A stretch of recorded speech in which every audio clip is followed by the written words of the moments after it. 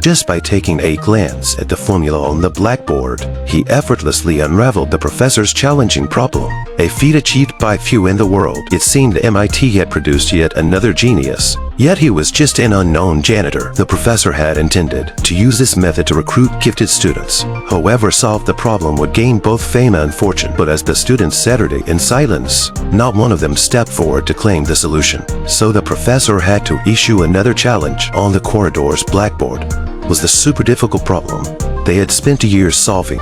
Yet in a matter of moments, the janitor, Will, gestured through it. The professor was furious, thinking he was defacing it, preparing to take legal action against him. However, the professor never dreamt that the correct answer would appear on the blackboard. The problem that had plagued the entire Massachusetts Institute of Technology's Department of Mathematics for 2 years had been solved by a janitor in just a few minutes. Suddenly, the professor realized that the young man was the genius he had been seeking. But was talent extended far beyond that? God had blessed him with the gift of eidetic memory. Whatever he glanced at in books would be imprinted in his mind forever. Yes, he chose to use this gift for menial tasks like bricklaying and sweeping. Childhood traumas led to his rebellious nature. Just spotting one of the thugs who had once bullied him on the street would send him charging forward. Delivering a painful lesson, fighting became second nature to him. The court charged him with assault, but Will didn't care. He had a strategy in place.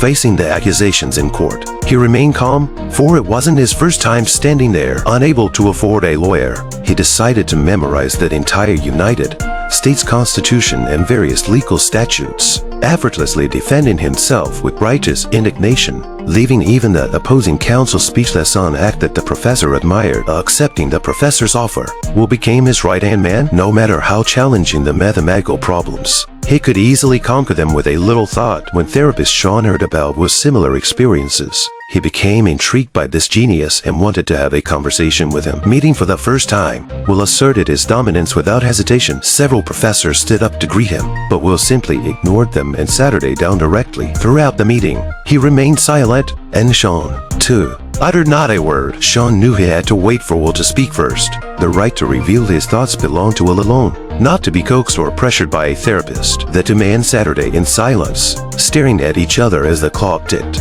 waiting for the consultation to end. Then one day, when Sean seemed on the verge of collapse, Will couldn't resist any longer and broke the silence with a right joke. Will's reputation at MIT continued to grow, and the National Security Agency extended an olive branch to him, only to be directly rejected. He understood that even casually breaking a code could potentially trigger a war, turning into a projectile that harmed the innocent. As he spoke passionately, Sean heard the definition of loneliness. This time, Sean became Will's soulmate, and they talked about everything under the sun. Sean understood that when Will went to sweep floors at MIT and secretly solved equations only known to 2 people in the world at night, it wasn't for glory but for an inner drive. One day, Zach came as usual to pick Will up for work, but after knocking on the door for a long time, he received no response. He understood then that Will had indeed left, just as he had said he would, without a goodbye or a word of farewell. Zach smiled, his expression filled with reluctance but also genuine happiness, because his good friend had finally found his path in life to fulfill his potential. What was unfortunate?